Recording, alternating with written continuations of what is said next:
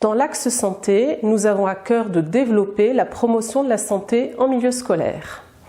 Pour ce faire, depuis la rentrée 2016, nous avons introduit le parcours éducatif de santé et nous demandons à tous les établissements d'enseignement de le déployer au sein du projet éducatif de l'école, du collège ou du lycée. Ce parcours éducatif de santé constitue un nouveau paradigme pour les acteurs de l'école puisqu'il permet de s'adresser à tous et d'être l'affaire de tous et non pas uniquement l'affaire des personnels de santé. En effet, ce paradigme permet de prendre en considération les compétences acquises par l'élève, qui est aussi un enfant, sur l'ensemble de ses temps de vie et de ses espaces de vie. Ainsi, l'école reconnaît que l'enfant acquiert des compétences en dehors du seul milieu scolaire. Ce parcours éducatif de santé se compose de 3 dimensions principales. La première dimension, l'éducation à la santé, est basée sur le développement des compétences psychosociales en lien avec le socle commun de connaissances, de compétences et de culture, mais bien sûr en lien avec les enseignements. Ainsi, les professeurs participent largement à l'acquisition de ces compétences à travers les séances d'enseignement.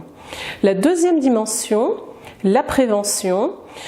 elle permet de choisir des thématiques jugées prioritaires selon le diagnostic qui aura été posé au sein de l'établissement par rapport aux besoins et attentes des élèves et d'agir avec les partenaires de l'école sur ces thématiques en proposant des actions de prévention. Cela peut être sur l'éducation à l'alimentation, l'éducation à la sexualité, la prévention des conduites addictives, etc.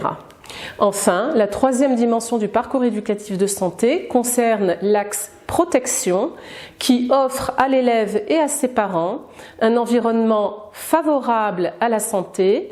en proposant des ressources de manière à permettre à ce que l'enfant soit dans les meilleures conditions d'apprentissage.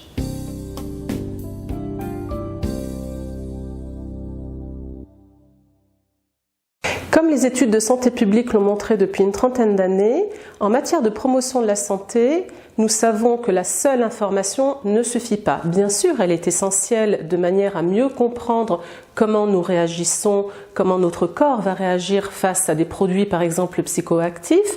Pour autant, cela ne suffit pas, il faut agir sur d'autres choses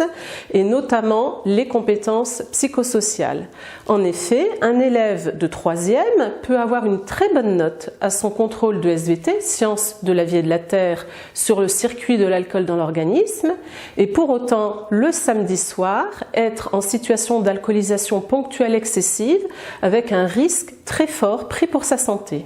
Donc nous voyons bien que les choses se jouent à un autre niveau et que nous avons à renforcer l'estime de soi chez les enfants et adolescents, leur apprendre à dire non, à résister à la pression des pairs, et c'est particulièrement difficile à l'adolescence, à une période de la vie où la construction identitaire se fait en lien avec le groupe des pairs. Et c'est bien l'ensemble de ces compétences psychosociales que nous avons à renforcer en tant qu'éducateurs, professeurs, infirmiers, médecins, assistants de service social ou psychologues de l'éducation nationale, mais aussi en tant que conseillers principaux d'éducation, de manière à permettre à l'enfant et à l'adolescent de devenir un citoyen responsable de sa santé et responsable aussi des choix qu'il va faire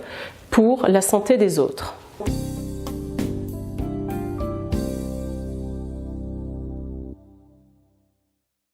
Une nouvelle impulsion a été donnée en faveur des CESC, Comités d'éducation à la santé et à la citoyenneté. Ils existaient jusqu'alors au sein des établissements d'enseignement du second degré. Nous avons demandé en août 2016 aux recteurs de créer des comités académiques d'éducation à la santé et à la citoyenneté et aux inspecteurs d'académie de créer également des comités départementaux d'éducation à la santé et à la citoyenneté. Dans ces comités, au niveau académique comme au niveau départemental, sont invités les différents partenaires de l'école qui œuvrent en faveur de la promotion de la santé. Ainsi, au niveau académique, nous pouvons inviter l'ARS, l'Agence régionale de santé, de façon à ce que les actions en milieu scolaire soient mises en lien avec les PRS, les programmes régionaux de santé, et à un niveau national avec la stratégie nationale de santé. santé. Pour accompagner le déploiement du parcours éducatif de santé dans l'ensemble des écoles, collèges et lycées, nous avons émis un certain nombre de ressources et d'outils. Ainsi,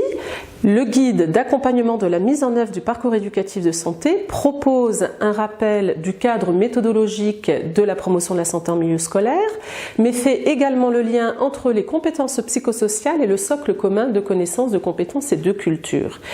Il fait également le lien avec des programmes d'enseignement, puisque le parcours éducatif de santé est bien l'affaire de tous, et ainsi, quand on veut faire de l'éducation à la sexualité, nous pouvons avoir l'intervention d'un partenaire ou de l'infirmier de l'établissement ou du conseiller principal d'éducation, mais également des enseignants qui s'intéressent à cette question, qui ont été formés sur cette question et qui, dans le cadre du programme d'enseignement, peuvent faire des séances d'enseignement en rapport avec cette thématique. Pour mieux accompagner les personnels, nous offrons aussi un parcours de formation à distance sur la plateforme Magistère du ministère. Pour le moment, ce parcours de formation à distance s'adresse aux chefs d'établissement qui sont les pilotes des projets éducatifs de leur établissement et donc du parcours éducatif de santé. Nous sommes en train de finaliser un autre parcours magistère qui sera destiné aux infirmiers. Nous avons également proposé des séminaires de formation au sein du plan national de formation et avons demandé aux académies de déployer au sein des plans académiques de formation des séminaires à destination des personnels des équipes éducatives. Enfin, nous valorisons un certain nombre d'actions que les académies mettent en place et notamment dans la nouvelle stratégie de santé, nous avons prévu de déployer des programmes de promotion de la santé du type ABMA, Aller bien pour mieux apprendre, que l'Académie de Lyon a mis en place depuis plusieurs années, ou de type École 21 comme dans l'Académie d'Amiens, de manière à montrer un ensemble de bonnes pratiques, pratiques inspirantes dont d'autres acteurs au niveau du territoire national peuvent avoir envie de s'emparer.